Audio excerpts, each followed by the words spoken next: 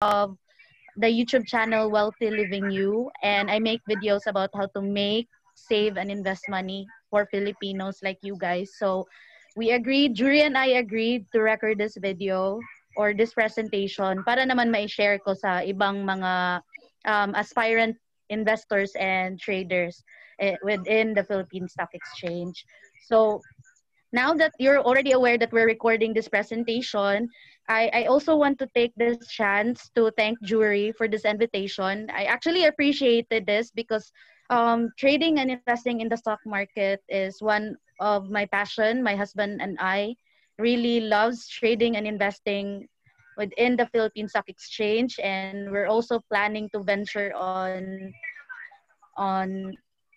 trading foreign markets, but that's another story to tell. And I want to thank Jury for this opportunity and all of the audience here in this presentation, in this webinar, for taking the time despite the late hours to listen to my presentation. So Jury shared to me that he has this community of new traders and investors. So I gladly accepted this talk so that I could also present our approach. My husband and I have been trading, by the way. Just tell me, guys, if I'm talking too fast, because I have this tendency to talk fast. So just tell me if I need to slow down, or because I also just have this tendency to talk fast whenever I get so passionate about the topic. So my husband and I have been trading and investing within the stock exchange for at least, I would say, 4 years running. He introduced it to me when we were still boyfriend and girlfriend, and now we're already married and we're still investing on the Philippine and trading in the Philippine Stock Exchange. So my topic for tonight is introduction to fundamental analysis, and my goal here, the primary goal here is to make fundamental analysis simpler for you guys. So I hope you have notes within your reach, so that don't worry. I also asked Jury that since we're recording this video, I'll be posting the downloadable PDF link of this presentation, so you wouldn't you can focus on the presentation at this moment and just download the PDF copy after I post the video on my YouTube channel. And also, one thing, I have this Christmas gift for you guys that you could always take away, because I made an infographic which I'll also link on my channel. You can download it, and it's just about fundamentally sound companies that you can invest for. So much about introduction. I'll now start with fundamental analysis made simpler. By the way, my name is Kizea Niere, and I'll be the presenter tonight. Okay. So Jur, can you next slide, please?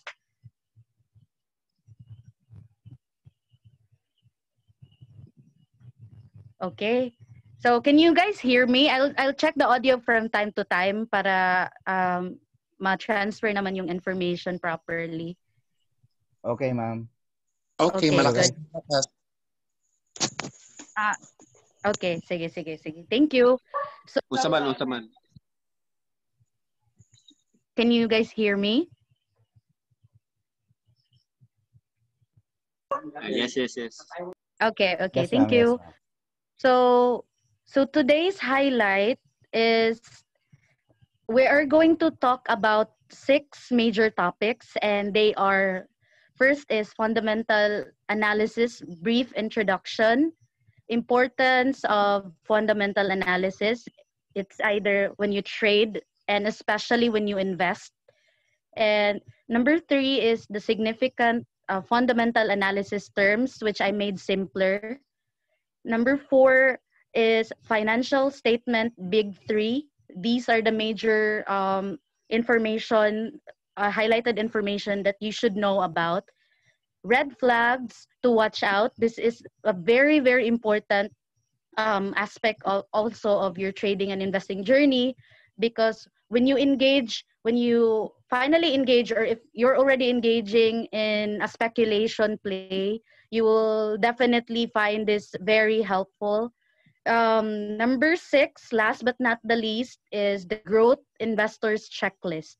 And also we'll do some recap so that you'll also rehash all of the things that I'm discussing, because once we get to financial statement big threes, there's going to be the discussion will be juicier because it will involve numbers, and I personally hate numbers, but since we're investing and trading within the stock exchange, we need to know some of them. So let's just stay tuned. So next slide, Jur.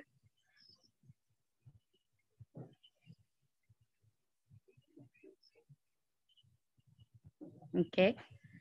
So since our topic for tonight is about fundamental analysis, let's not skip the opportunity to define it in a simplified mode. So what is fundamental analysis? Fundamental analysis is the process of determining a company's intrinsic valuation, and it's used as the basis, as one of the bases for arriving with a well-calculated investment decision. So that's not also one. I should warn you guys that the terms that I'll be defining within this discussion very sense that presenting it to you so that you will not be intimidated by the terms, because usually um, you're not going to take an exam when you go and engage and buy sell stocks. So the important matter here is for you to get the bigger picture. At the same time, you will remember these concepts in a simplified manner, so you can recall it easier when you're already in the field of investing or trading. Okay, next slide, please.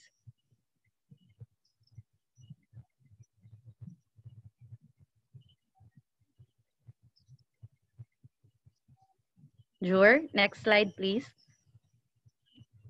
Okay, so now that you've already figured out, this is a fundamental analysis pala. So what is the importance now of applying also fundamental analysis in your game? So the first and most important aspect of fundamental analysis that it can solidify your investment decisions. So for us, like us, we don't usually trade now within the markets this time, because we also have our personal day jobs. My husband has a full-time job, and I was busy doing some things to upgrade my career aspect. So we were not doing trading a lot, but we trade from time to time. Get bounce plays, but mostly our portfolios now are centered within some 5 stocks that we've positioned. We have a swing trade, we have trend following setups, and mostly investments na po.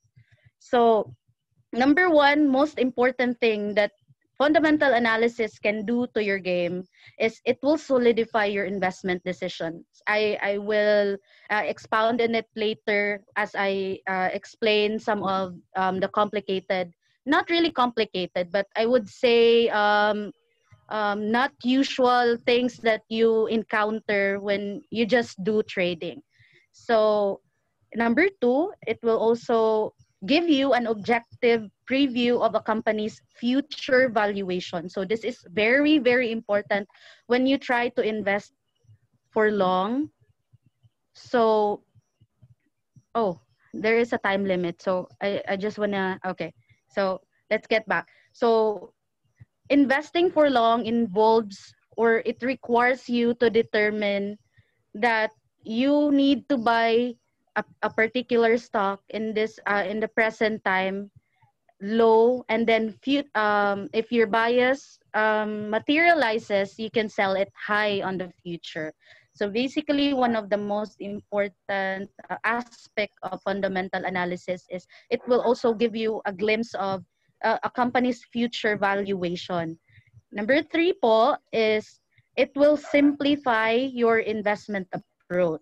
This is one of the very one of my very favorite things about fundamental analysis is it will give you a simplified approach within your investing journey, because practically, since you know that which companies to buy, you also determined which companies that you should invest on, then you can have this chill, not really chill, but a simplified approach on your. Hello? Can you Are you guys okay? Should I Yes, ma'am. continue po? Yes, ma'am. Yes, ma'am. Okay. Okay po. So, it will give you a simplified approach on your investing journey. Number 4 po is it will allow you to grasp key elements of business turnouts. And I will explain more about business turnouts later as we progress. But let's just go to number 5. It will allow you to give you less screen time, more peace of mind, because you're just investing on the company's future valuation. And normally we really don't check our portfolios that much. Ako personally, I just check it sometimes weekly, even monthly. I could go by without checking our portfolios, because trend following and investing is really for those who are busy. So also one of my insights for you as a newbie trader or an investor, or a mix of both, is try to tailor your style depending on your lifestyle, because you should not let your trading or investing journey rule over your whole life after you discover it, because it is an overwhelming journey and you get very excited. So just try to tailor your approach within the investing or trading journey depending on your lifestyle, kasi di naman pwede na, especially for us, that we can't leave our day jobs or also forsake some parts of our lives. So this will also give you less screen time and more peace of mind. Sige, next slide, please, Jer. Okay, so now that I've also presented the importance of fundamental analysis, let's now go to the deeper and more important parts of fundamental analysis. So let's try and uncover some of the significant fundamental analysis terms, which are very intimidating, but I will try my best to present this to you in a very simple manner. So the reason why these terms are part of my discussion, it's because mostly these terms are terms na makakasulubong nyo when you get to check financial statement, balance sheets. These are very important that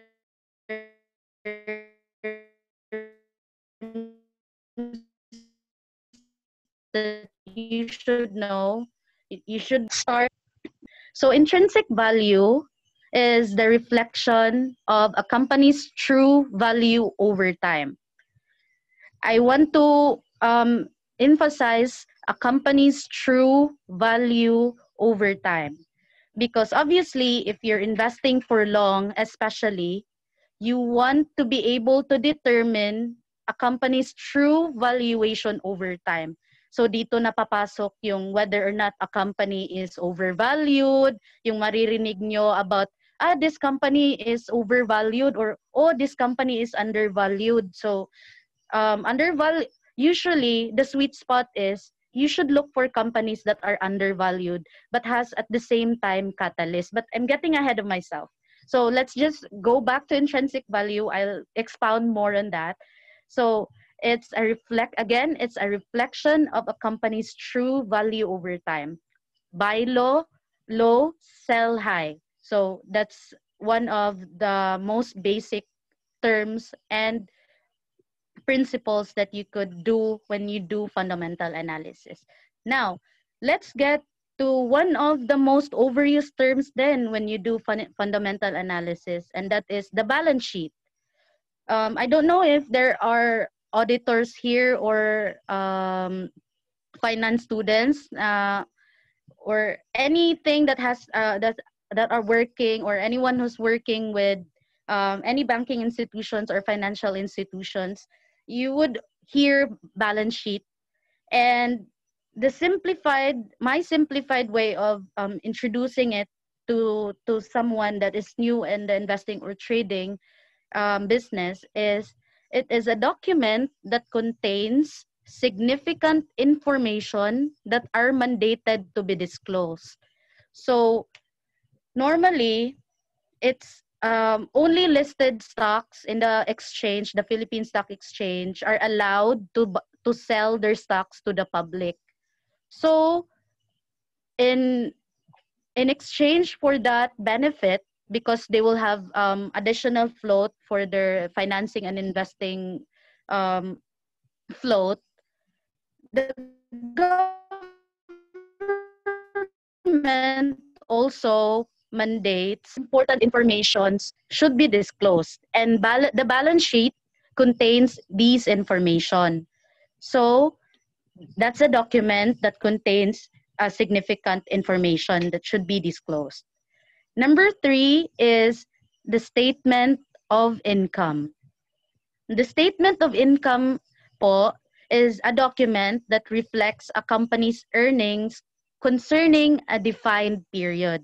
Kasi po, the government or the law mandates that listed stocks in the Philippine Stock Exchange should disclose frequently, as frequent as there are disclosures that need to be submitted to the public, meaning the public are you guys, the investors. So some informations, the balance sheet included, should be disclosed at least quarterly, and there are also disclosures will also come out annually. So yan po. Next slide po, Jur.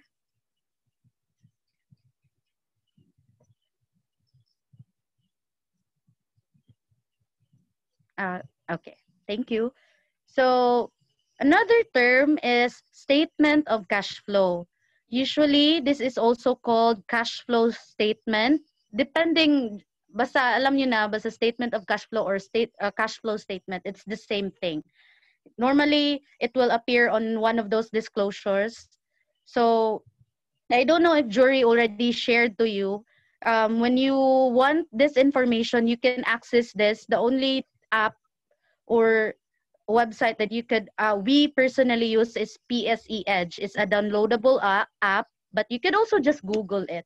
So you can find all of the information, key informations that you need for due diligence or fundamental analysis. So statement of cash flow, going back, is a document that enumerates the flow of a company's money in a defined period.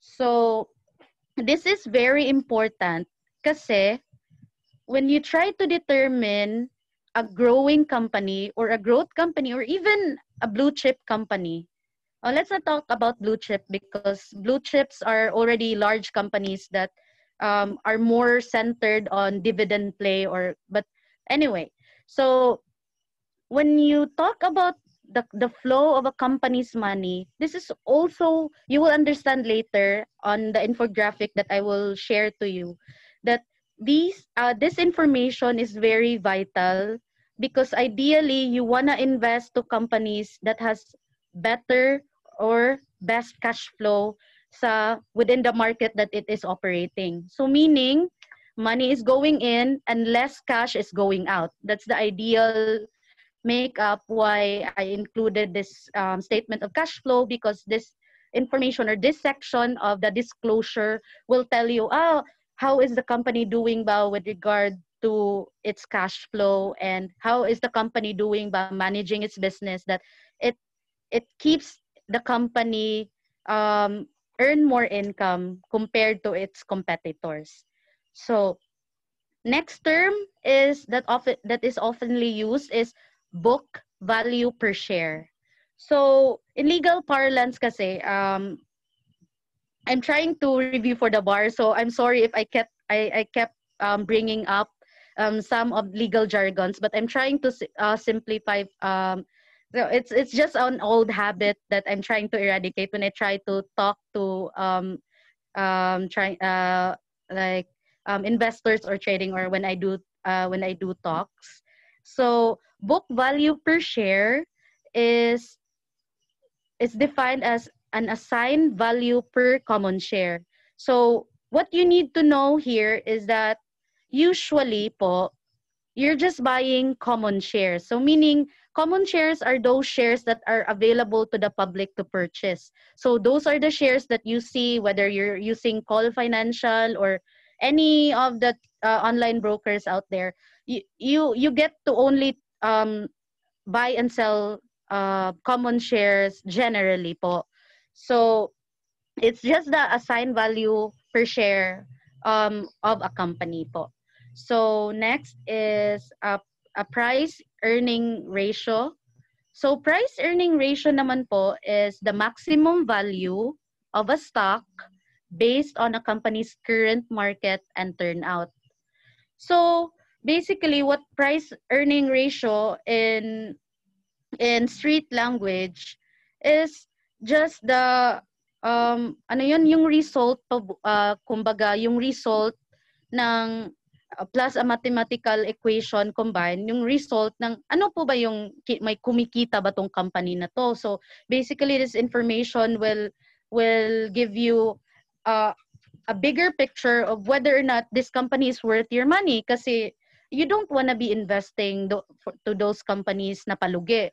Ideally, you want to invest to those companies na either it's growing or it's already established in the industry but has a catalyst to even grow bigger. Okay? So, next slide, please.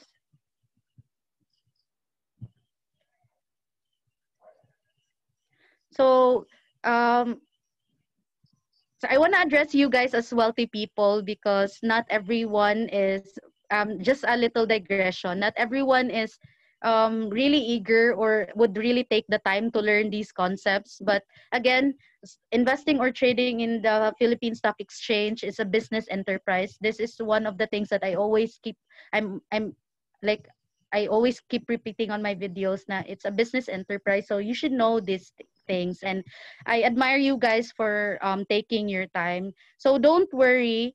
Hello, ma'am. Again, yes? Excuse me, ma'am. Ma'am, si Sir Paul may tanong. May tanong pala. Oh, sure. Sure. Sige. Sir Paul? Hello po. Good evening po, ma'am. Good Si Paul evening. po from Laguna. Hi, Paul. Good evening. Good evening. May question lang po ako.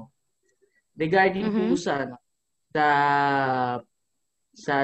next next slide, yung book value per share. Yes po. Ano po yung relationship ni current price kay book value per share? And usually, yung relationship nila ba ay lagi siyang sa lahat ng pagkakataon ay parang kunyari kung ano man siya, ganun siya sa lahat ng pagkakataon sa trading? That's actually a very good question, Paul, because dito din papasok kasi yung importance ng fundamental analysis, at the same time yung convergence ng technical analysis, because usually some stocks that are flying, let's just apply it at the current market situation. Let's say MM. I'm not really familiar. I'm not really sure of how much it's MM's book value. Kasi usually book value is most of the high flyers lately, like around let's take in 1 month's time, most of them are overvalued companies. Why do I say overvalued?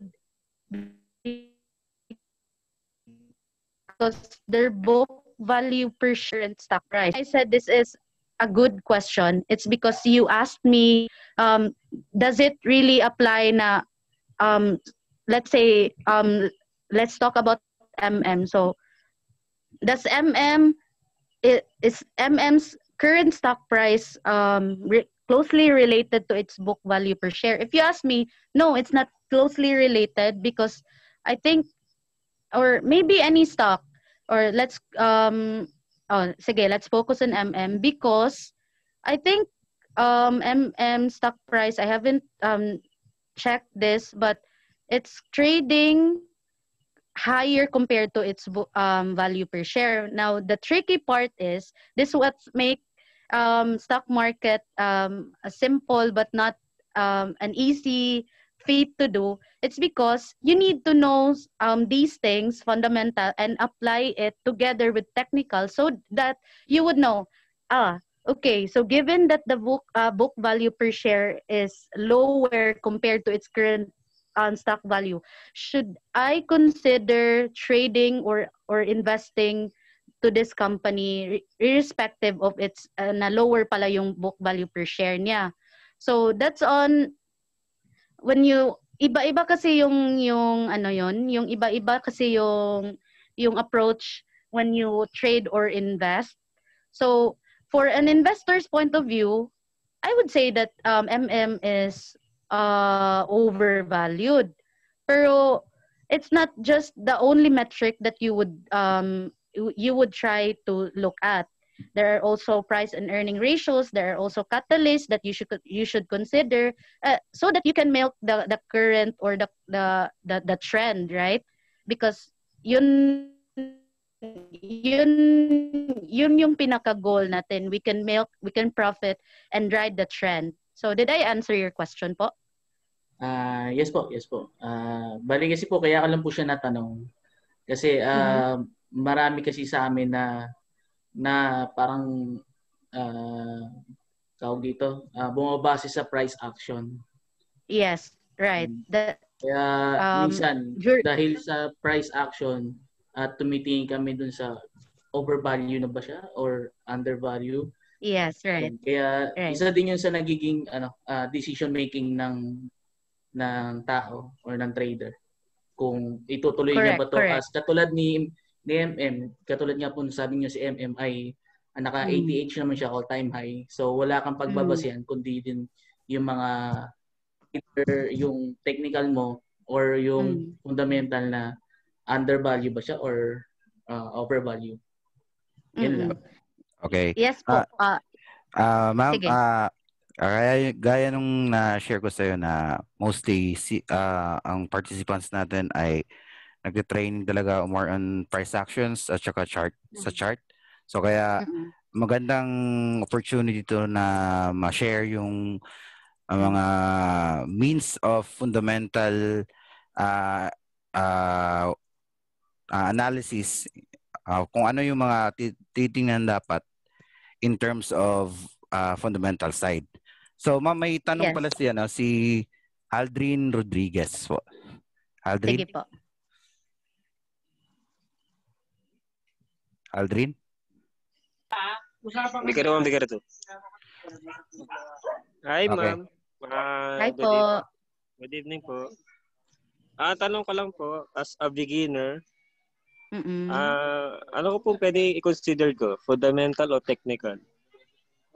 I would say both because my husband and I would like to have a fair share of fundamental analysis at the same time technical analysis. Why do I say both? Because it pays to know these things. Hindi naman kasi yan one person's style is not a wrong style. There's no right or wrong. It's just a matter of how you balance po. So I guess the short answer is it will depend on saan kahiyang kasi. So my husband and I would like to approach investing and trading within the stock exchange using the basics of fundamental analysis and technical analysis. And I just also want to bring up one of the factors na point out ni Paul kanina. It's yung what is the importance of knowing the book value and how does it relate to the current stock price. So to better explain it, I'll just give you a preview na lang. I will give you guys a preview on how we approach things. So let's say for example yung MM nakaposisyon na kami These are just scenarios, ha. So let's say, for example, we bought when our trading signal was triggered, and we have this large volume of position in place. And diba, when you trade the markets, you already have this trading plan before you go into the trade, before you go into the act of buying a share, right?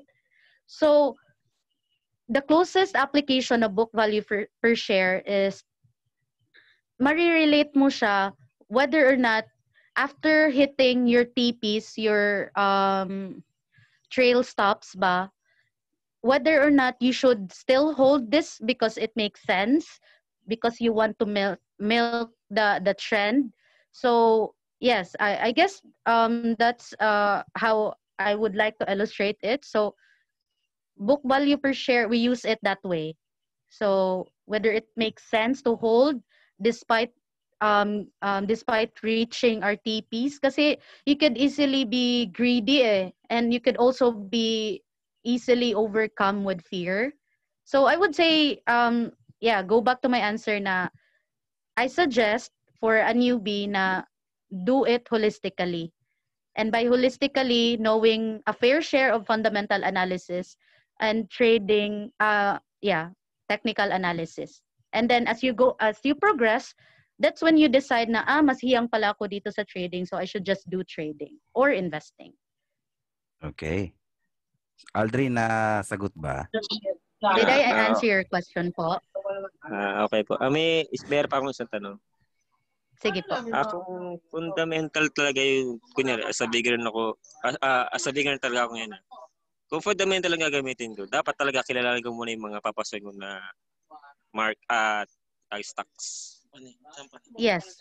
Dapat talaga. That's, sometimes nga, I would tell beginners na you just do case study muna. You do virtual trades to test whether your bias will materialize or not, because at least when you do virtual trade via Investa, then you would know na these are the things that I did before I bought this stock. These are the things that solidified my conviction. So you should know, kahit naman kasi you do trades or well, less at trading, of course, but then if you just use fundamentals, you should know these things po, kasi these are the things that will push or either pull the price. And ideally, as I said before, we want to be on the higher or profit side of things. So yes, you should know the basics of a company, and fundamental analysis will show you those things. Okay. Okay. Thank you po. Sige, you're welcome po. Dagdag ko din po. So, basically, sa stock trading kasi, there are two phases of approach.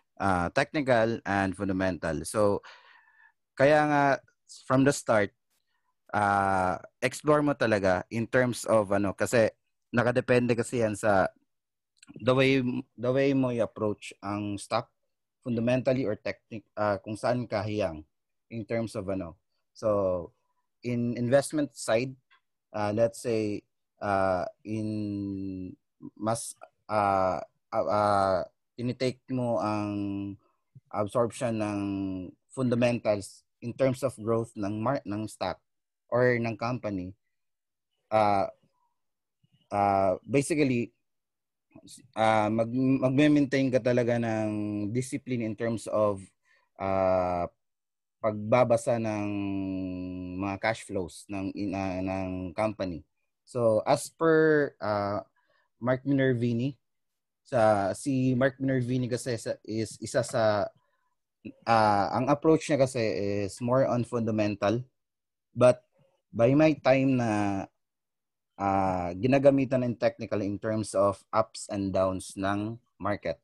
So partially ang ginagawa niya is in long picture or in a big picture, nakikita niya yung company, yung earnings per share, yung growth ng company is going upside.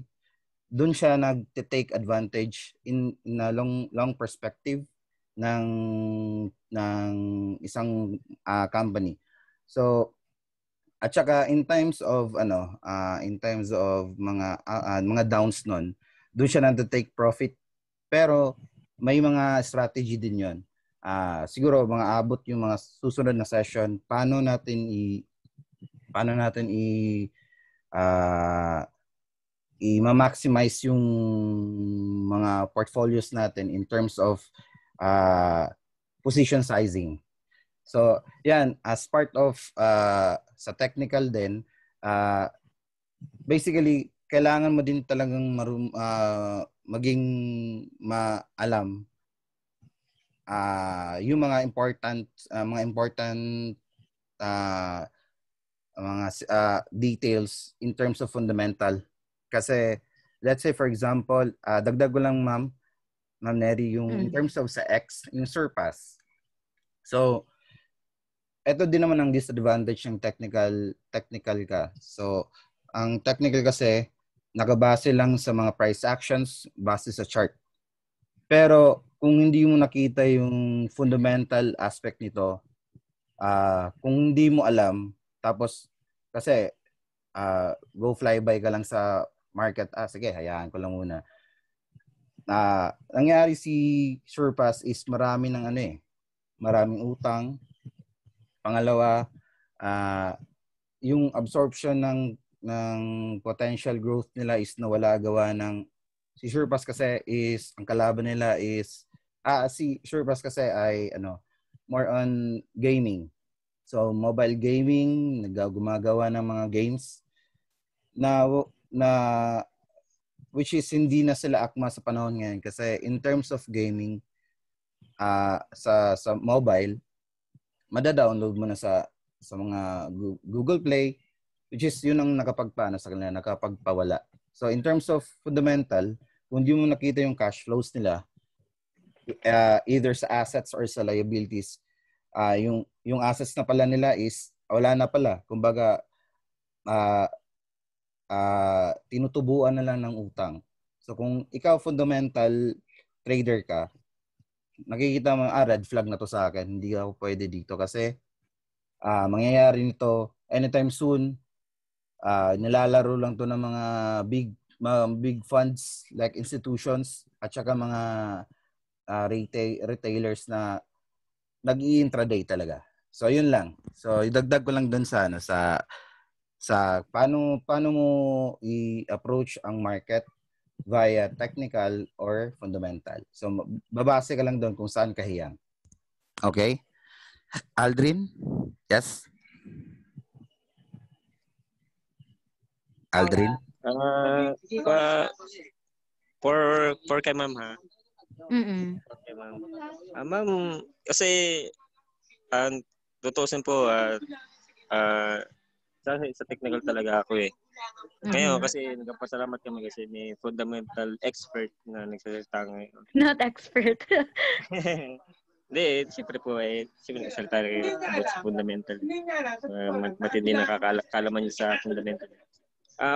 First fundamental kasi, medyo nagugulang kasi ako as a beginner. May mga rumors kasi, sila ba ganyan, gato si stock kung malakas. Ganto si stock pwede ba ako mag-base true sa fundamental sa mga sinasabi nila bago ko naririnig ko sa kanila, alamin ko muna kung isa-set up yung technical analysis saka masasabi na ay okay pala or in other side yung fundamental mo na dapat as sa rumors so pasapan muna na okay yan. Pag-aralan ko muna bago siya pasukin. Ano po bang masasuggest niyo? Well, that's another good question kasi I would say na the unfortunate thing that is happening in the market kasi, especially in the Philippine Stock Exchange, may mga Facebook groups that tolerates this kind of behavior wherein they do hypes. That's also the main reason why I don't really participate in those types of groups because masishake ka kasi, masisira diskarte mo. So my approach to that is, di ba, I mentioned kanina na there is a PSE Edge na releases this type of disclosure. Now, the unfortunate thing that happens is that meron ng balita before, and the concerned company will just clarify. So, kumbaga, nangyari na yung price action, dyan mo pa malalaman na ganito pala talaga yung totoong nangyari. Or ganito pala talaga yung step na ginagawa ng particular company. So, our personal approach is before pa we consider buying a particular stock, we're already weighing the contingency na possible, especially if some people would see news na parang hindi naman masyadong related, but at least it's an update for a particular project. So we already prepare ourselves. That's already part of our decision-making process na should news like this will come out, what should we do? So predetermined, I guess that we already prepared for those kinds of scenarios when you just rely on the fundamental side of things. And to relate it with your trading, kasi I noticed na mas hiyang ka sa trading. It pays, like what Jury said, na it pays to know these things, how the company is doing financially regarding their assets and liabilities. Kasi when you buy the stock or already nakaposition ka na, ready ka na to take advantage of a particular movement, then even if these hypes or these news will come out, aside lang if red flags talaga, you wouldn't be shaken too much. That's how we approach it. It's already part of our decision making process before we even buy the stock, na we're already prepared for those kinds of things because kasali na kasi yun sa game eh. May mga taong mga hype talaga, and yung nakakaawa lang is usually yung mabi-victimize yung bad behaviors na yun is mga newbies. Aldrin, are you still there? Yes, ma'am. Did I answer your question po ba? Apo, salamat po. Ibig sabihin po, yung mga kasabago, mga hype po yan, hype. Hype? Ano? Mga hype? Mga hype po yan sa mga trending kasi ngayon. Oo. Okay lang naman din mag-hype ka. Basta, not to the point na parang nakakasira ka na din ng, especially if kasi normal din naman yun eh. Kasali yun sa gameplay. That's why you have to know both sides of fundamental and technical analysis. So, hindi ka magiging weak hands. Kasi if you get to the side of weaker hands, especially if you already bought a stock and then all of a sudden this news comes out, magiging emotional ka eh. I would say we've been trading and investing sa stock exchange, sa Philippine Stock Exchange, and the fear, the greed is still there. What you're trying to do is simplify or at least manage those emotions so that you will be able to execute your investing or trading plan. Ma'am, thank you po. Kasi nagpapasalamat ako sa iyo, ng mga hype yung kasama ko. Kumbaga, yung decision ko about sa mga sabi-sabi nila na ito, dito ka. Kumbaga, yung decision making ko na kumbaga, kung anong talaga ako, dapat doon na lang ako. Kumbaga, natetest din ako bilang ako. Yes, papasalamat din naman ako. Hindi mag-question. Yes. Sige, go ahead po. Saan ba pwede makakita ng mga legit o yung mga info na pwedeng halimbawa magagamit na as a fundamental sa trading? Reliable po na app is PSE Edge. Don't worry, I'll also link that to my YouTube channel so that you can easily download po the app or either browse through the desktop version of PSE Edge po. That's the only thing that we really rely when it comes to fundamental stuff because those are government disclosures. So bawal kasi yung mga listed companies na mag-edit or mag-submit ng wrong information kasi there are particular sanctions involved. So that is also a reliable that's the most reliable source of information that we use. But also it pays also to follow some particular groups who magpi-filter ka lang talaga. It's a filtration process as you go along the way. Just make sure na when you get tested, you stick to your plan, especially when you trade, because you will get tested for sure. Okay, thank you po. Okay, Sige, Rodel. you're welcome. Rodel, may question? Rodel? Batsky? Yes. Sa po niya. Yes. May tanong lang po kay Ma'am Neri. Kez na lang po. Yes. Kez na lang po. Hi, Miss. Gusto ko pong malaman kung paano po malalaman kung overvalued na po ba yung stock at kung paano po i-compute po yung price. Meron po kung ganun. We'll also discuss. Go ahead. You were saying something po. And kung i-explain niyo din po ba mamaya, ma'am? Yes po. I'll explain it in detail po mamaya. And I'll also mention some of like PE ratios, PB ratios. Those are the things that we usually use whenever we try and filter companies that we should invest on. Okay, ma'am. Thank you po. You're welcome. Okay, so ma'am, dagdag ko na lang din in terms of sa mga newbies talaga, since mostly dito kasi is newbie talaga. Hype is normal. Depende na sa absorption. Hype is normal kasi depende din kasi sa pag-aaral mo yan eh. Depende ka sa kung gaano ka dedicated. Kung kunyari, kung gusto mo talaga yung bagay na yun, kung gusto mo talaga mapag-aralan, gagawa ka ng paraan.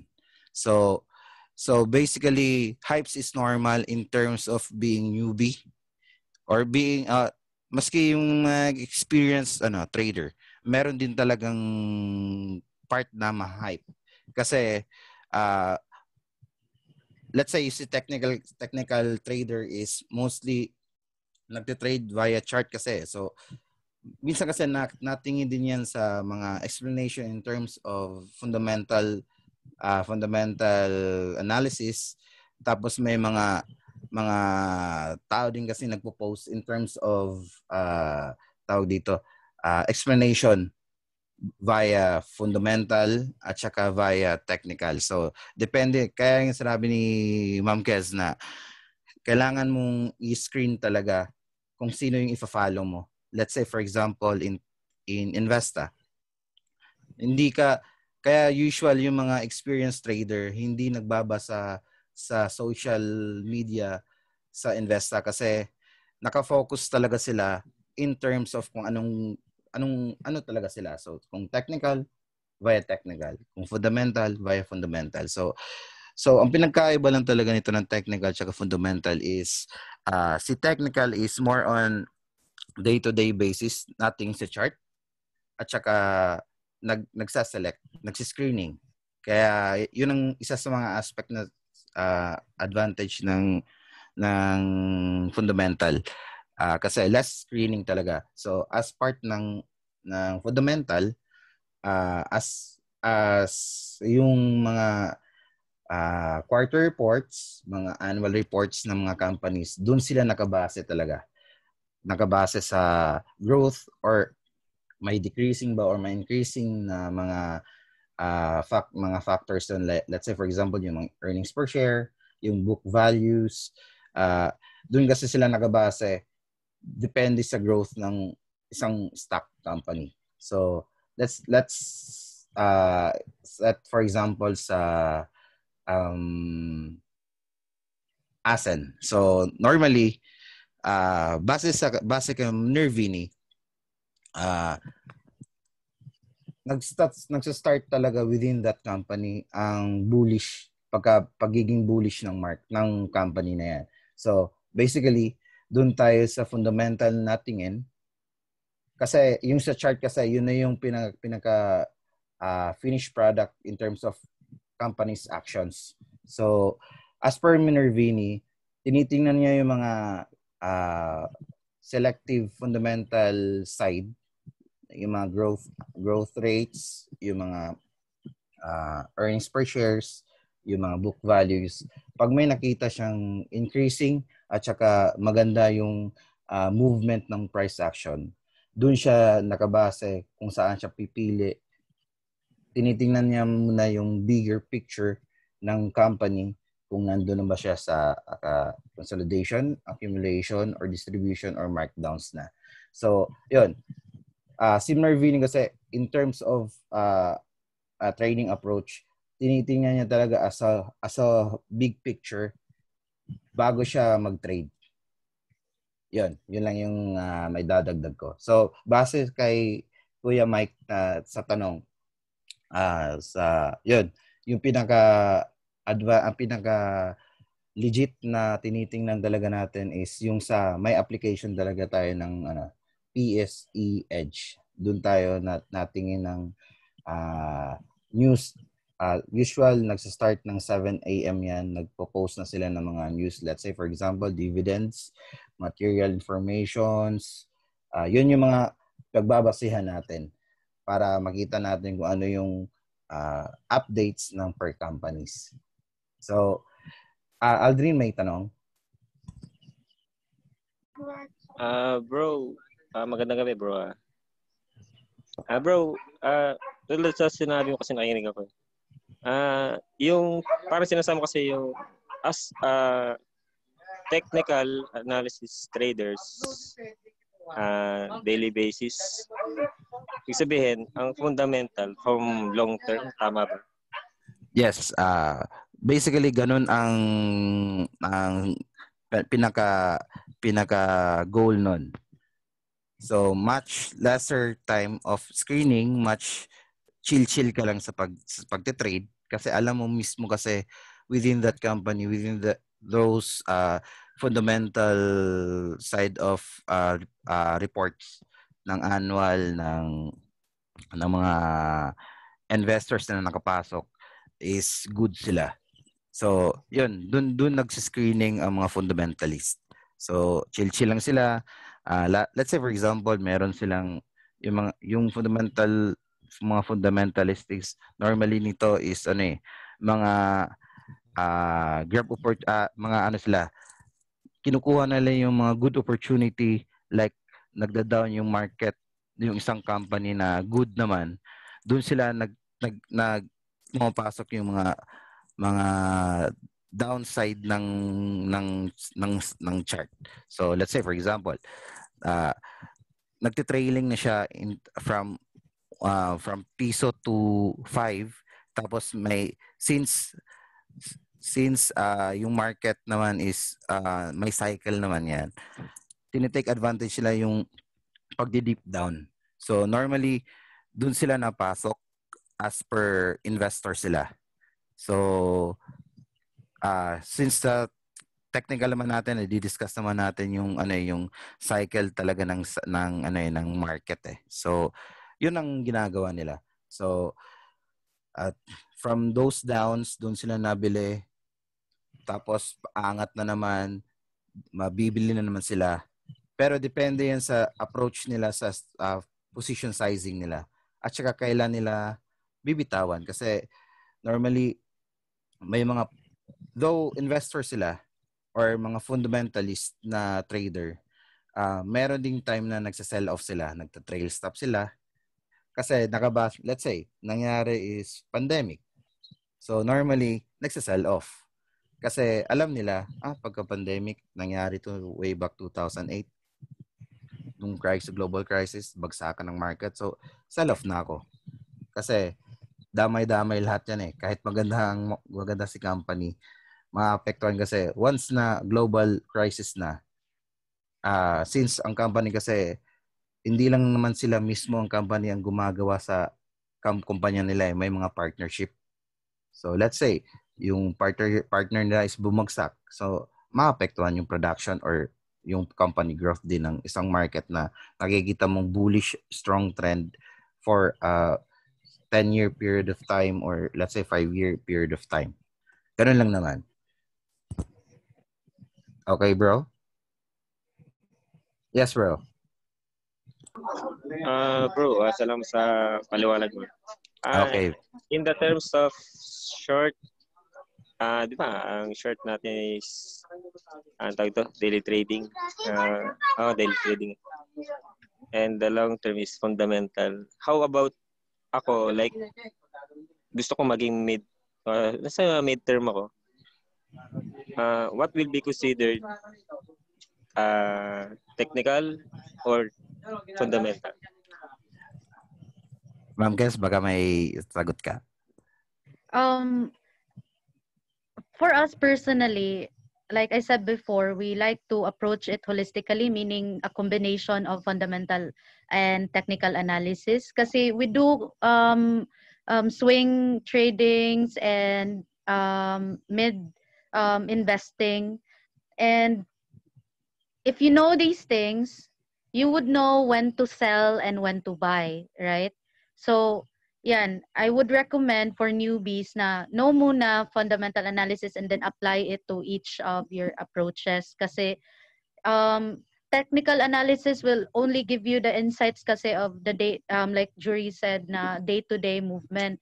Pero it's another to have this conviction na solidified kasi you know na the company is doing well. So if you see kasi mid kasi usually we use weekly na on checking. We don't use daily charting for mid investing na portfolio namin.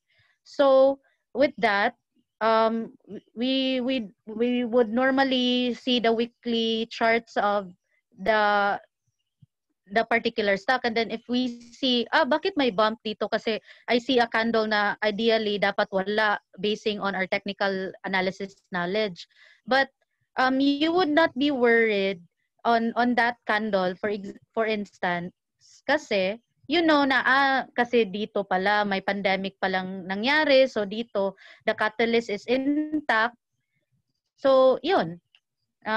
You would know when to hold, when to sell off, just like what happened when COVID-19 really exploded.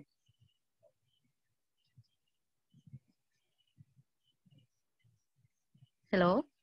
Adrian? Okay. Salamat po. Sige po. Okay, so dagdag ko lang din dyan sa so share ko lang din kung bakit kasi na-share ko na din to kay Ma'am Kez in terms of bakit nawala ako sa CI program.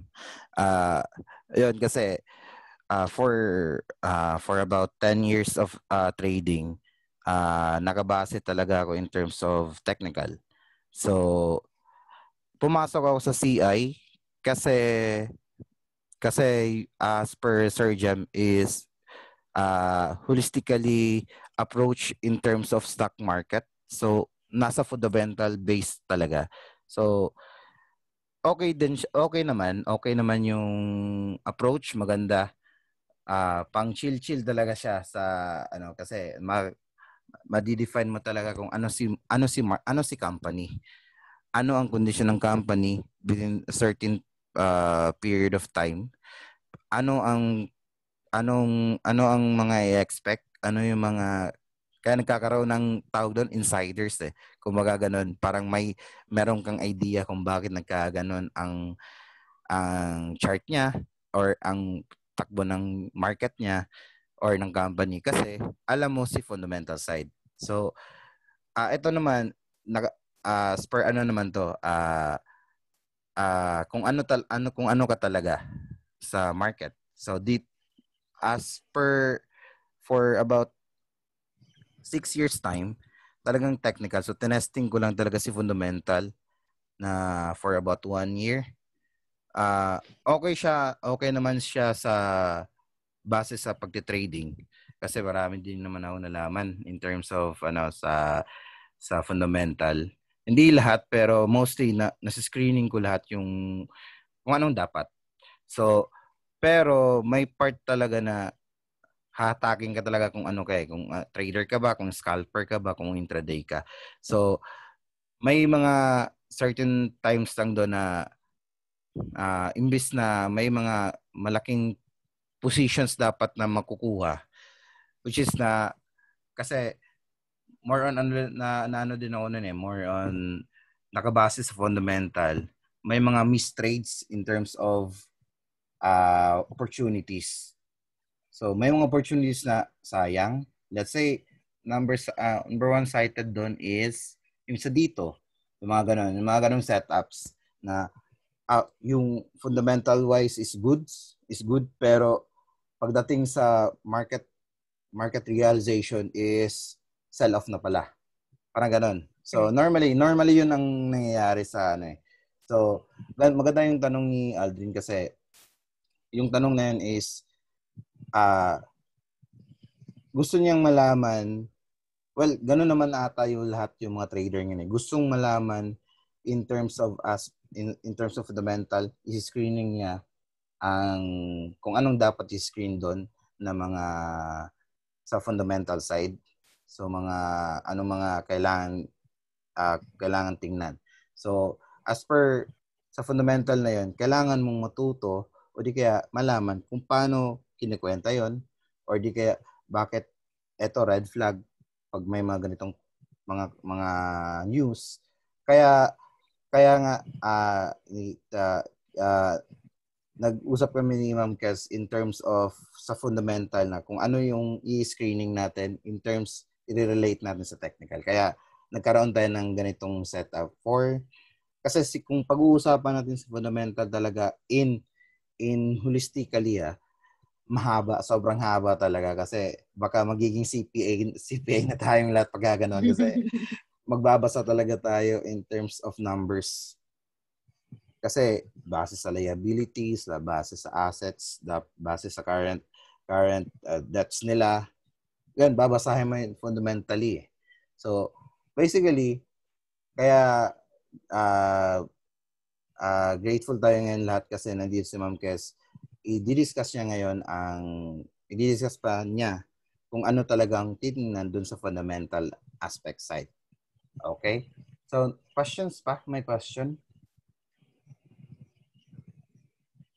I think wala naman Ma'am Kes. So, continue tayo sa sa catalyst.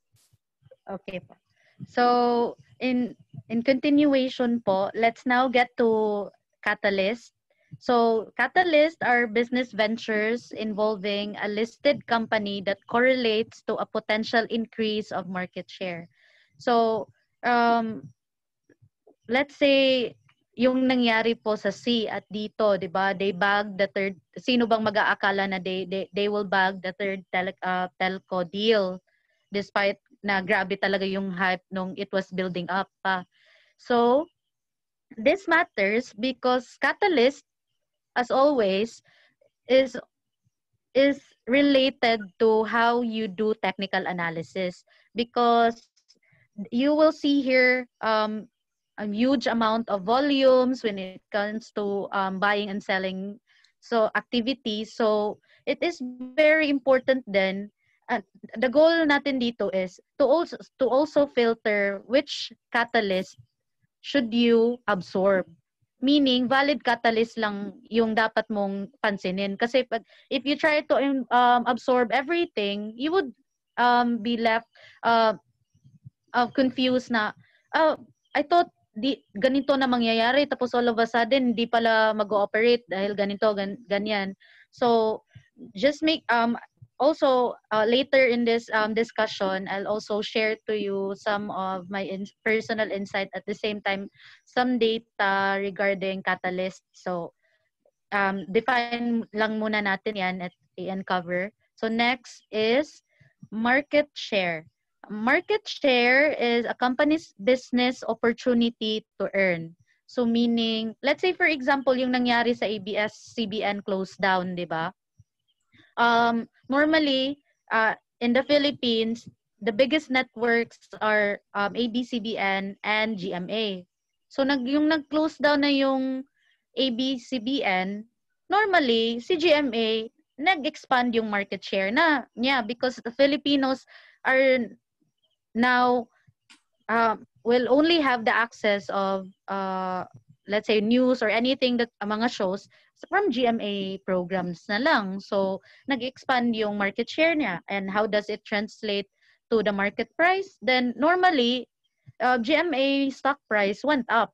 So ganyan. So it also matters to know market share, but everything will just be bring into a bigger picture once na I'll show you some of the things na you should look for. Kasi you need to simplify your approach when it comes to fundamental analysis. Kasi kagaya na nung sinabi ni Jury, if you really try to explore fundamental analysis, magiging CPA ka. Well, you will know more than a CPA would know. Kasi these companies are usually big companies, and it entails a lot of research and information that needs to be digested. So ganon. So let's now go to assets. These are company assets, and the definition is the aggregate amount of a company's properties, meaning total amount of a company's properties, meaning it involves cash, real estate, and etc. So, ganyan. Next slide, please. Okay. So, now that you know about assets, let's now also go to liabilities. And normally, this will be labeled as total liabilities sa disclosures po. So, ito naman yung aggregate or total amount of a company's debts, yung utang po ng company.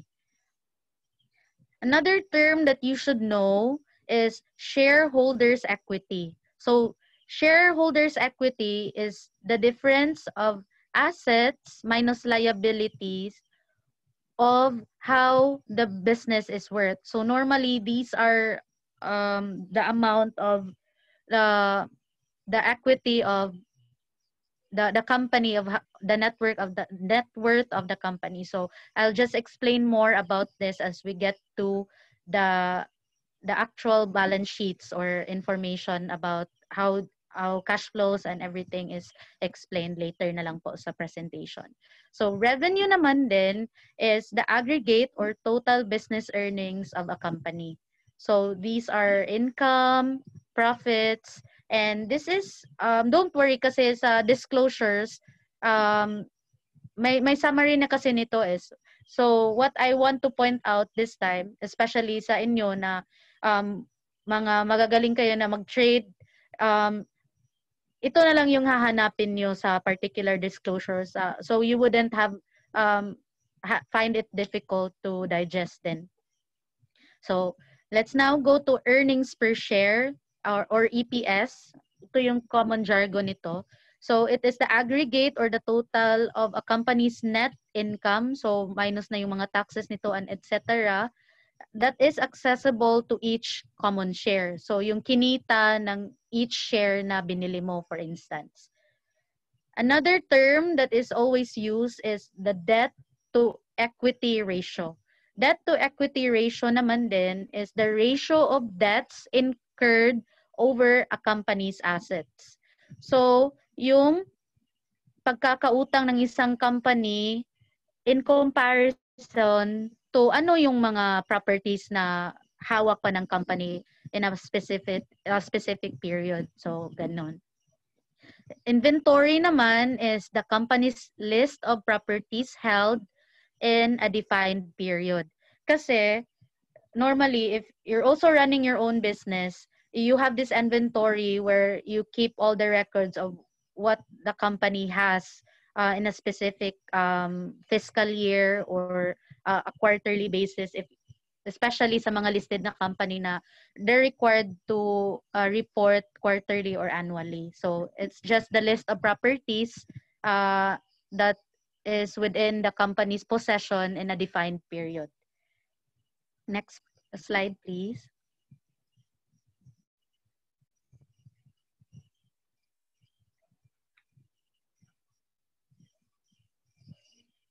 Teka muna ha, I'll read muna something. Wait lang. Okay, wait lang po.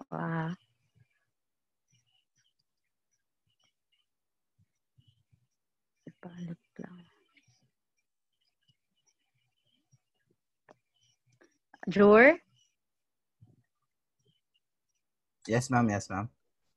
So bali mapuputol yung recording, so i-record mo na lang yung continuation to a new recording or ganun ba yung diretso na po siya, diretso na.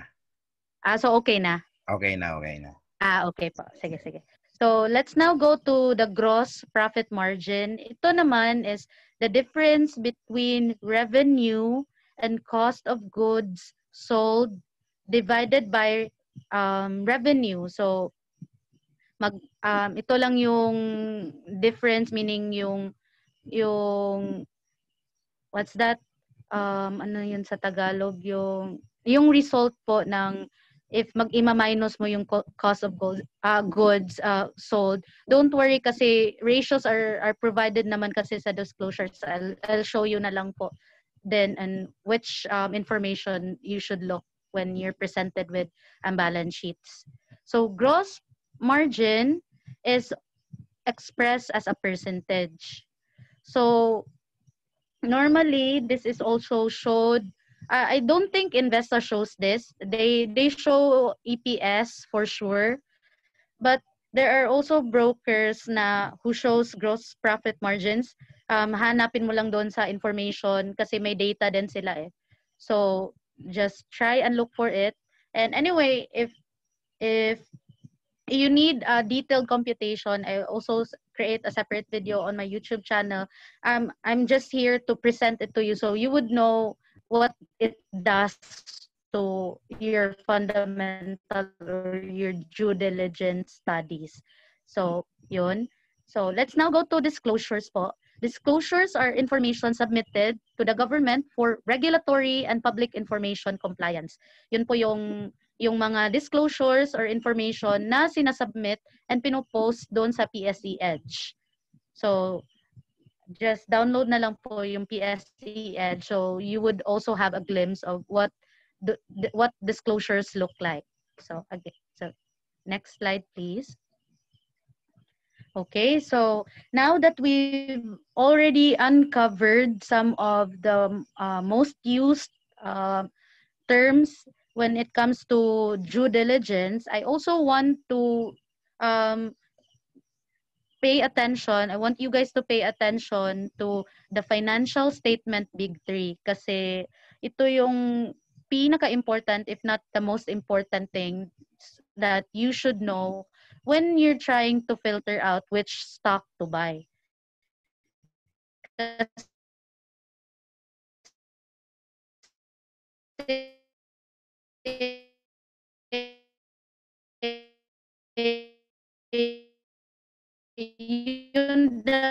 Yun naman din yung know which stock will give yun. Next slide, please.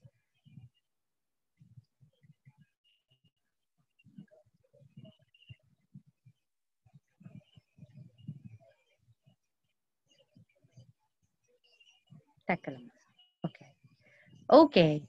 So, the data here is not, dami lang na yung data dito. So, what matters is you will have a more realistic glimpse of how a balance sheet looks like. So, if you notice, may mga orange arrows dyan na naka-preset kasi I want you to apply now what you've learned on the definition of terms. So now you can see the total assets. You can also see total liabilities. Total current liabilities are just the current, yung current na utang ng company within a particular fiscal period or calendar year. So no need to know those. I mean, if you want to explore more of those things, then by all means go ahead. But what we personally just look for are total assets, which reflects the aggregate amount ng total value ng company, at the same time yung total liabilities kasi laid out na kasi yon and it's already been audited. So you can base your decisions from there. Next slide, please.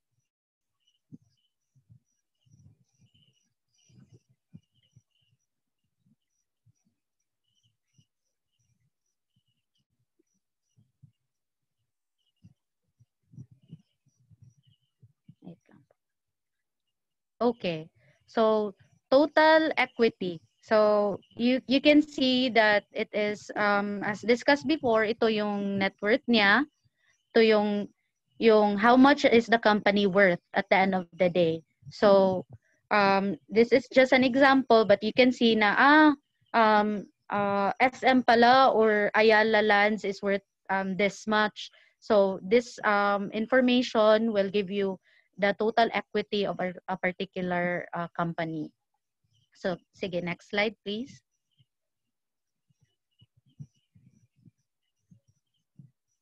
Okay, so before I explain to you the simplified view on how you should go about and find this information, I just want to point out some important things. So, when we talk about balance sheet,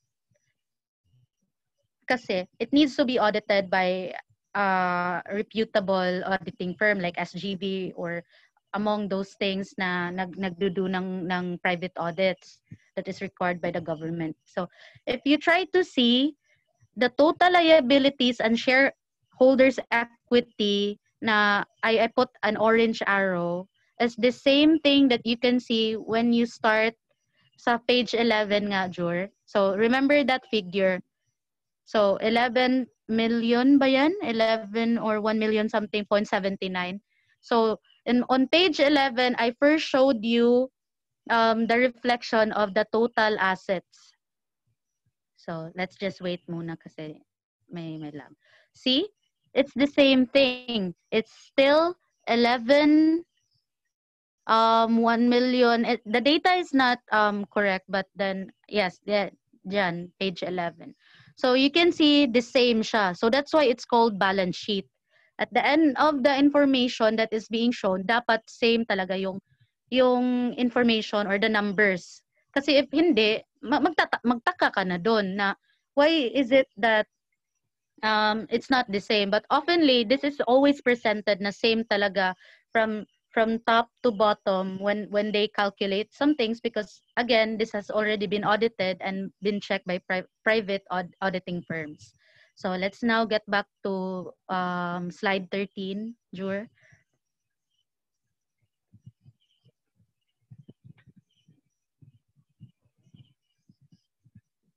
Okay, thank you. So the simplified view that I want you to remember is this. You need, let's say for example, you're presented a balance sheet by X corporation. So tingin ka muna sa total asset. It will compose the 100% of the total assets of the company, meaning how much is the company, how much is a company worth. Then tingin ka sa this is the percentage you can ignore, but this is just to present to you a simplified view on how things are provided, kasi you can easily be intimidated by a lot of figures. So ito lang yung simplified view. So total assets will give you a view of how much the company is worth. Then you will also be presented by the total liabilities of the company. Then you will also be presented by the cost of production or the total expenses. So at the end of the disclosure or the balance sheet, you will find the same figure which represents total assets and expenses of a particular company. So why is this important? It is very important. Hello? Should I proceed? Yes, ma'am. Yes, ma'am. Okay. So it is very important kasi looking first glance of, kasi laid out na yung data dito eh. When you try to check the balance sheet, you would know, this company is not doing well because ang daming utang kasi.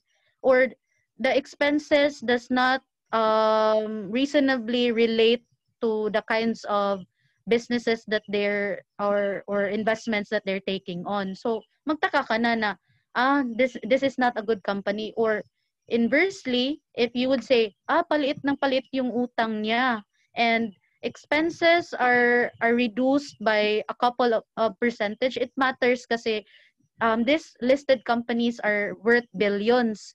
So, madagdagan lang yan ng 1%, 2%, or inversely, if madidakan lang yan ng 1% or 2%, it really matters. So, it's also part of your due diligence to know these things.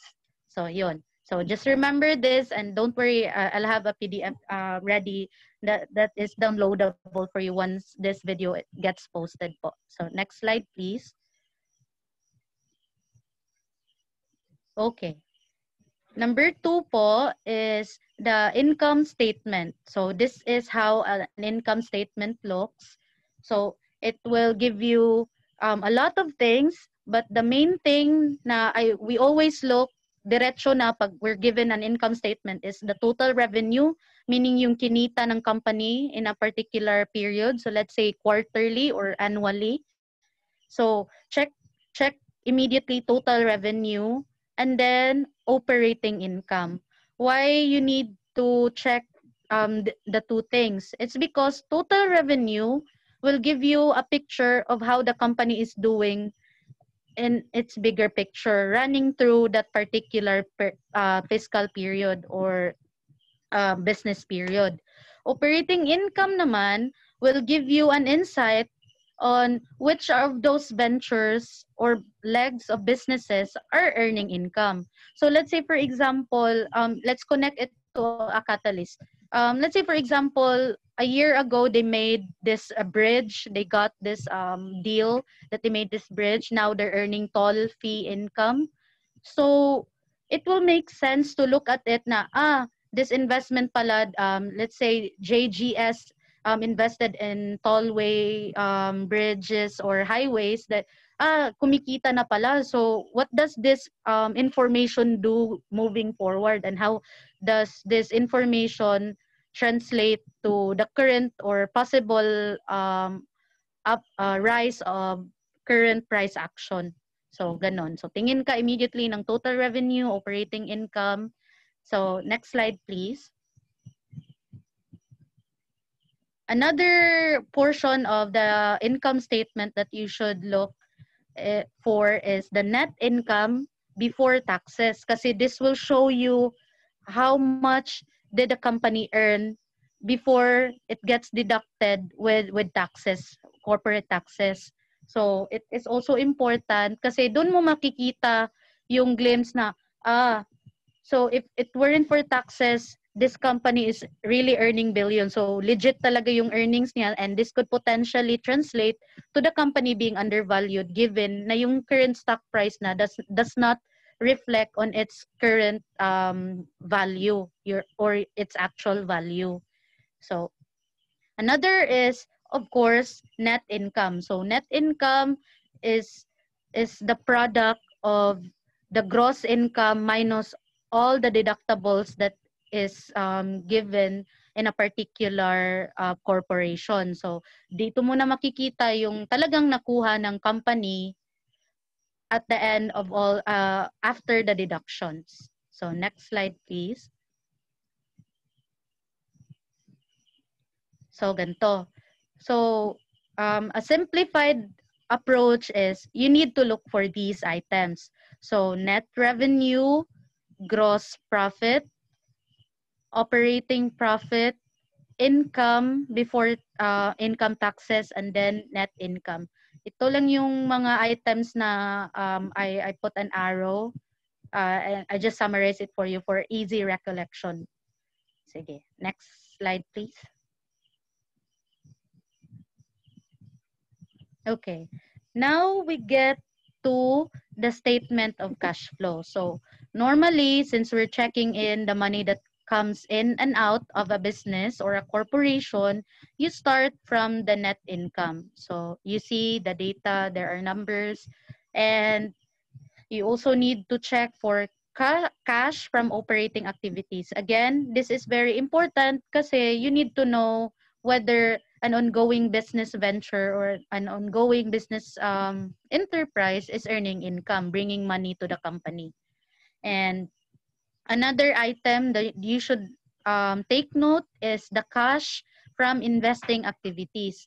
Meaning nito, these are business legs kasi in a big corporation, there are a lot of line of businesses that are involved. So in this particular business, say a corporation is a conglomerate corporation that involves constructions, tapos may food pa sila or anything, or well diversified yung assets ng company, then you make sure that tingin ka sa investing activities. Yung lending activity ba nito is kumikita? How about the construction? It will give you this information. And another item is cash from financing activities. So these are just cash that the company holds or the money that comes in and out for its financing activities. So may breakdown doon, but you just look for the total or the general picture of the information that you need to look for. Okay, so next slide, please.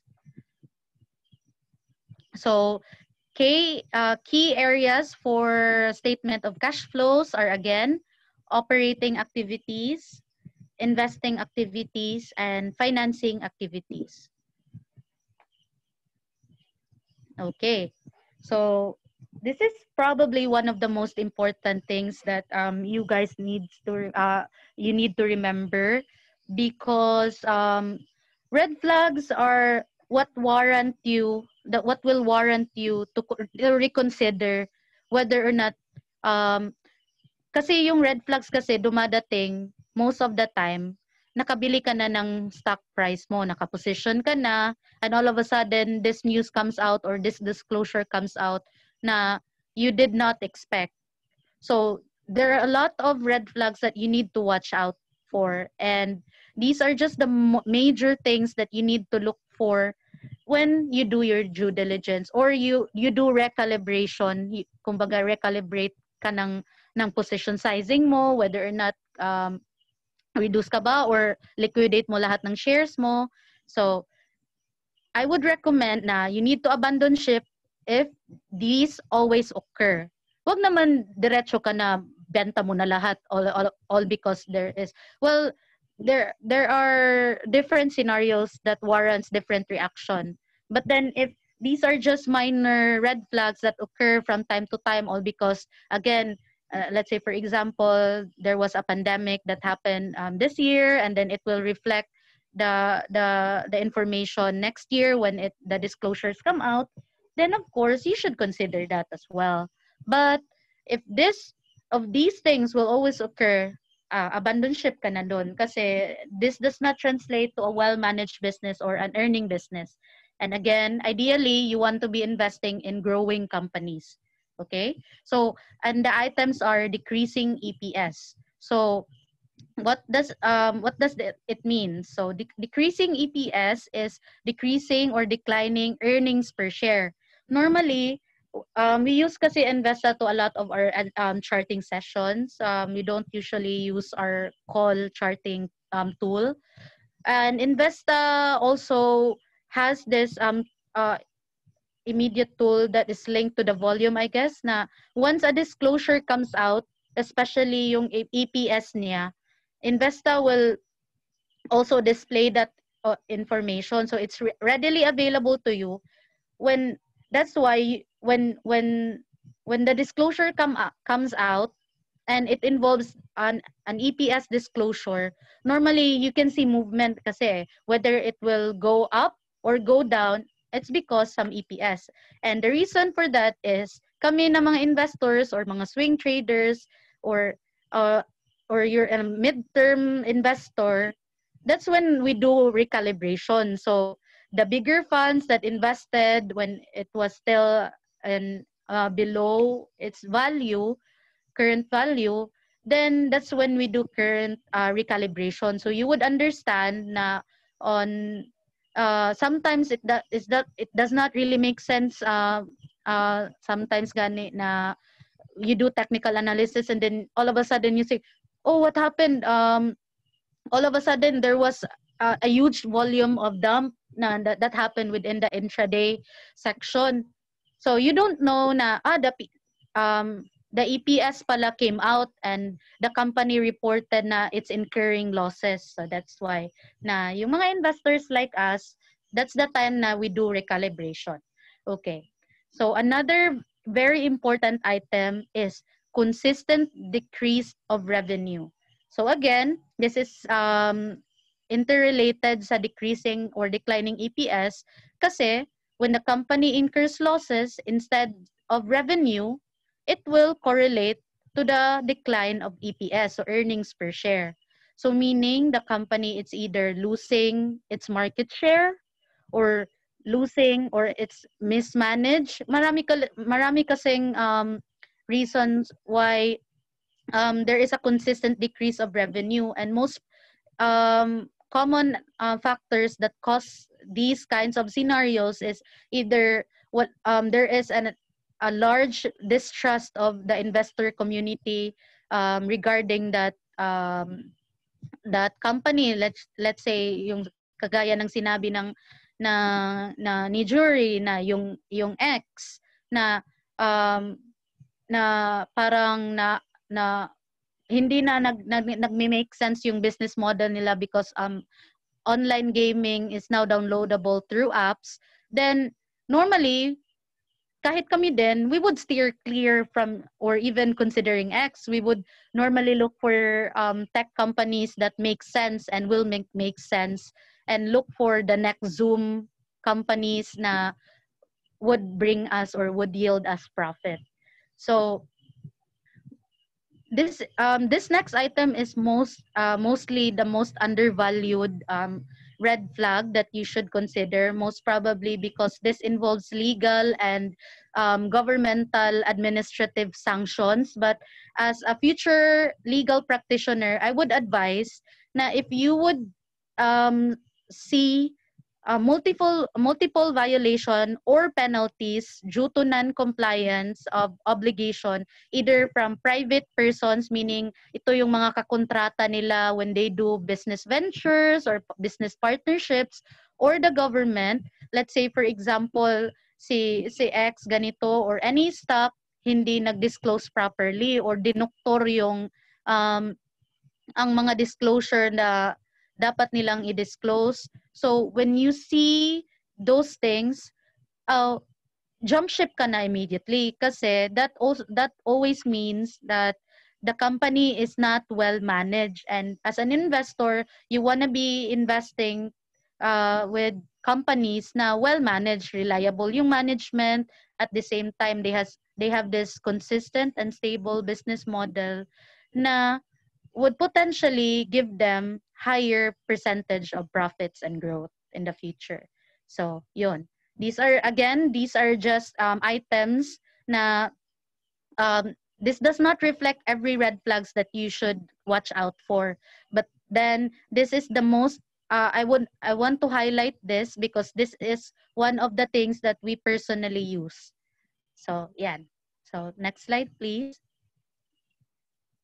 So, knowing these red flags, you will ask yourself na so when you do due diligence pala, you want to be investing growing or those growth companies.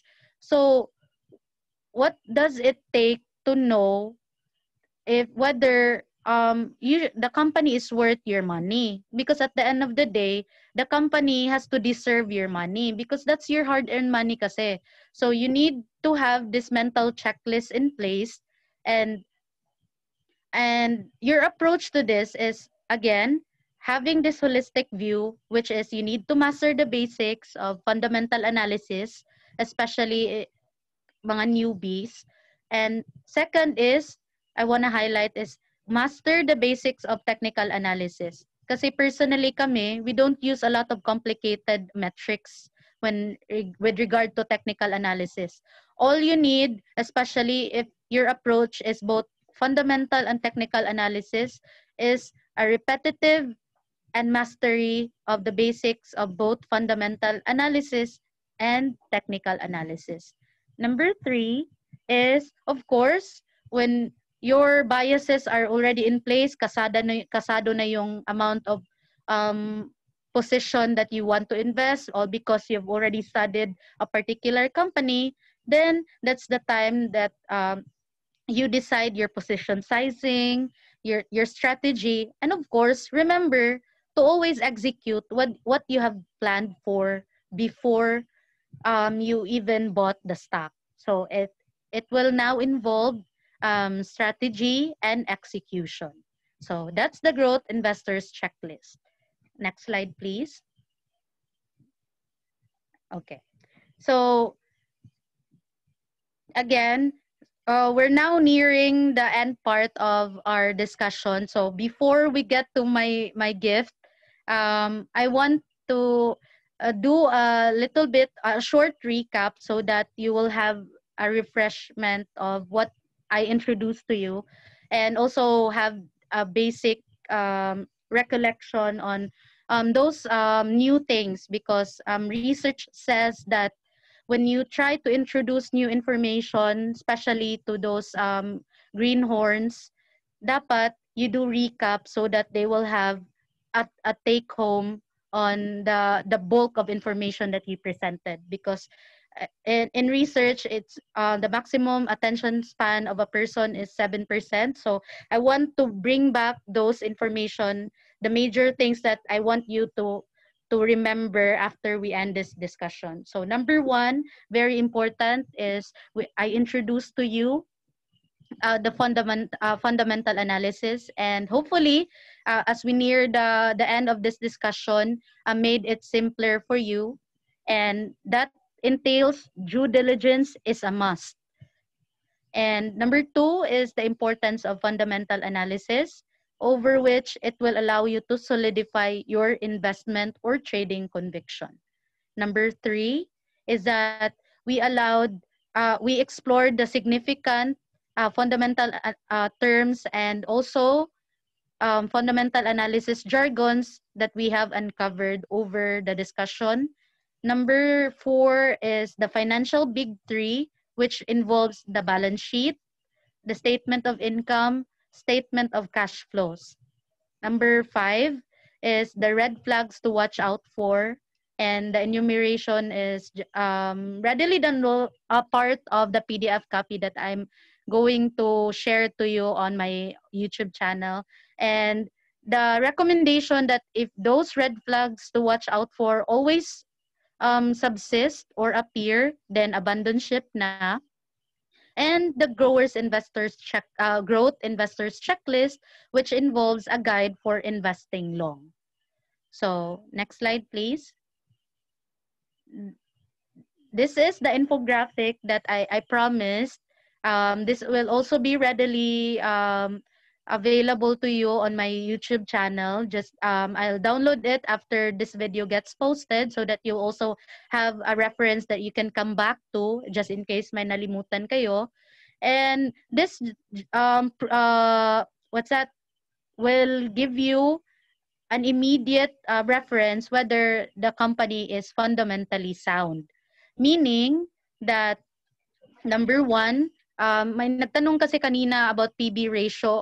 PB ratio and PE ratio involves a technical discussion, but then it will always come together when you try to use and see those information that I referred to, kasi you will have an overall outlook, and the following items that are listed here will give you a fundamentally sound company. Number one, I just want to do a quick run through po. Number one is it has zero or less debt. So company who have no or less debt have higher chance of avoiding bankruptcy. They can also finance their expansion. So more money means more profit and more business ventures that will potentially give them more profit in the future. Number two is increasing revenue. So this will translate to a well-managed market share through consistent generating profits. Number three po is institutional ownership. And institutional ownership really means na yung mga big fund managers who are investing on that particular stock. Why I recommend this? It's because institutional ownership, these institutions are market experts. Ito yung mga taong nagsa-study talaga ng kung ano ang company and how it's worth to the very tiniest bone of a business structure. So I would say I recommend institutional ownership. Pag nakita nyo na yung ganitong institution, you would know a lot of institutions, foreign or local. Pag nakita nyo na this company or this institution is owning a particular, especially if malaki yung pinoposition nila, it tells of a trust of that company na they're allocating billions of dollars for this. So for you as an ordinary investor or trader, why not surf the benefits of institutional research and expertise? Because again, these are fund managers who are experts on the field, and they've been doing this probably in their whole lifetime. So number 4 is a valid catalyst. Again, I want to emphasis supplied on valid catalyst only. Again, hypes are good, but then I agree with what Jury said na depende yan sa absorption mo. And dito na papasok yung valid catalyst because these are catalysts that will bring up price actions. And also, this projects unlimited business expansion and opportunities. So number 5 is distributes dividends. Kasi under the corporation code, a company is required really to distribute dividends if it is earning income.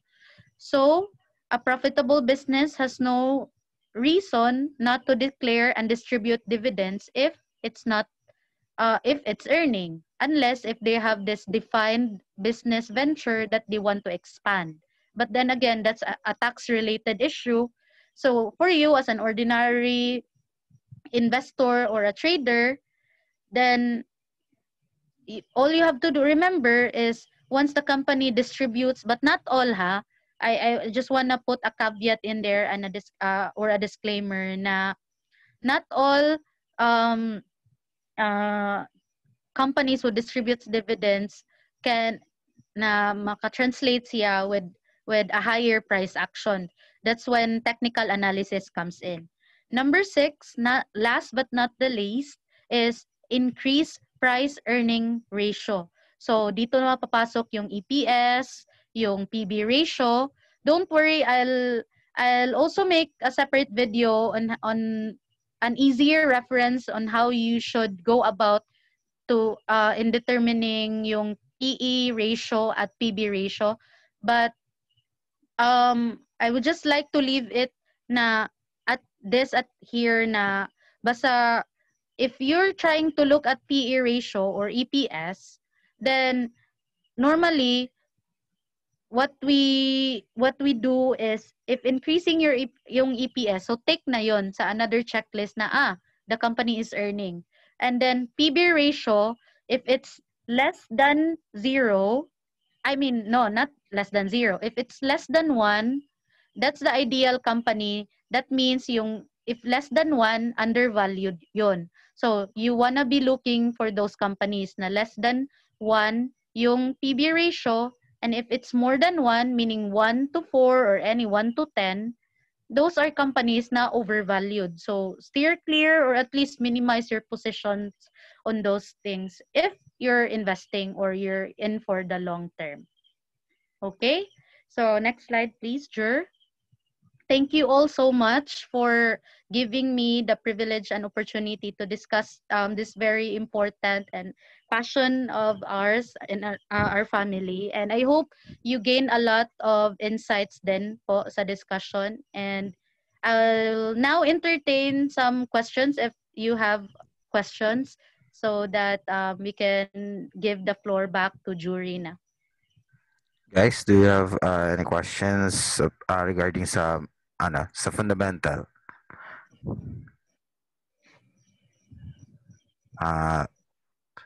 Paul, meron ka bang question, Boss Paul? Kuya Mike? Wala pa naman, wala. Bro, Batman, wala.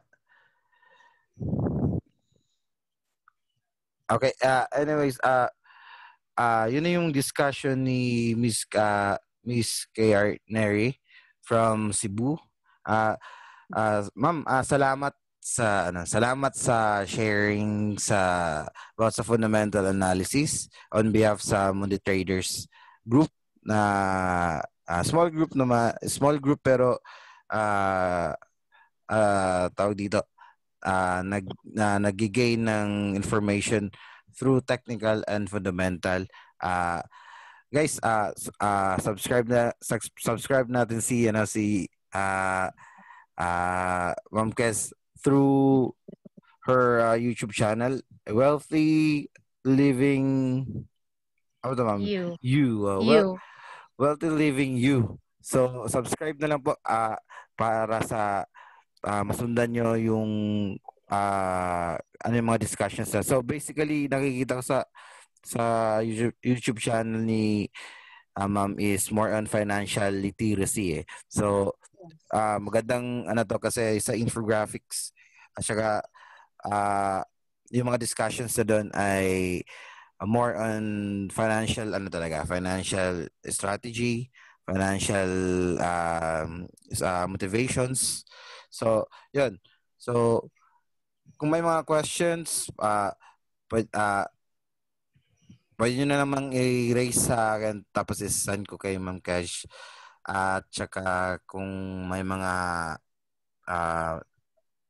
kung masasubscribe nyo siya, doon nyo makikita yung mga sinasabi niyang PDFs, ma'am, no? Tama? Yes. I'll share a PDF version of this presentation on once this video gets posted po. Okay. So, yun po. So, guys, yun yung end of discussion sa fundamental analysis kung ano yung mga tinitingnan natin through companies book or yung spreadsheets nila.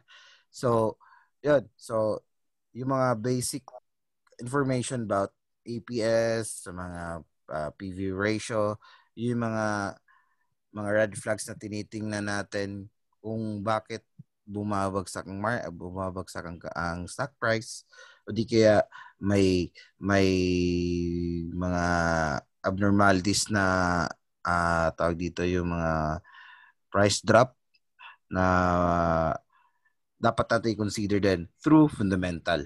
So anyway,